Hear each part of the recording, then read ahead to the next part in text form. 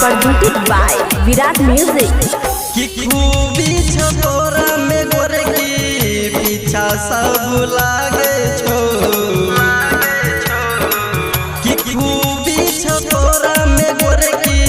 पीछा सब लागे छो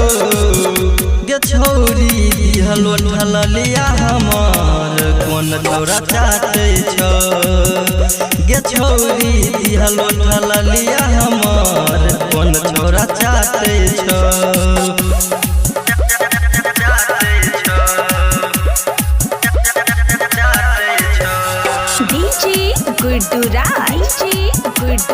मधुबनी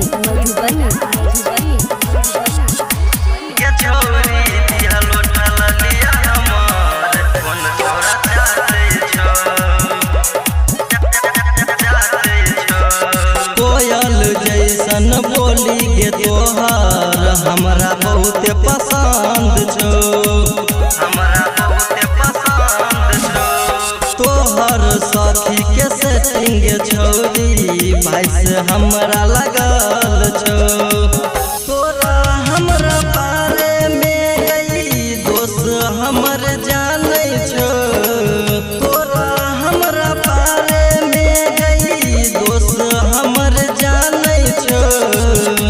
गे छौरी दिहलो ढललिया हमार कौन छोरा चाटे छो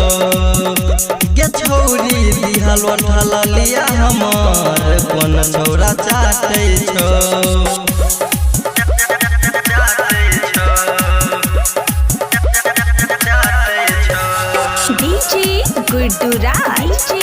मधुबनी। आप अभी सुन रहे हैं विराट म्यूजिक की शानदार प्रस्तुति।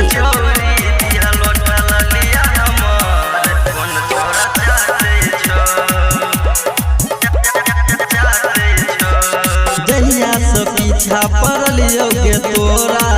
के लिए सबके भूल गे शंकर भोजपुरिया के गई पतर की सिखाई है लूल गे गायक सूरज गे तोरा जान से ज्यादा चाहे छो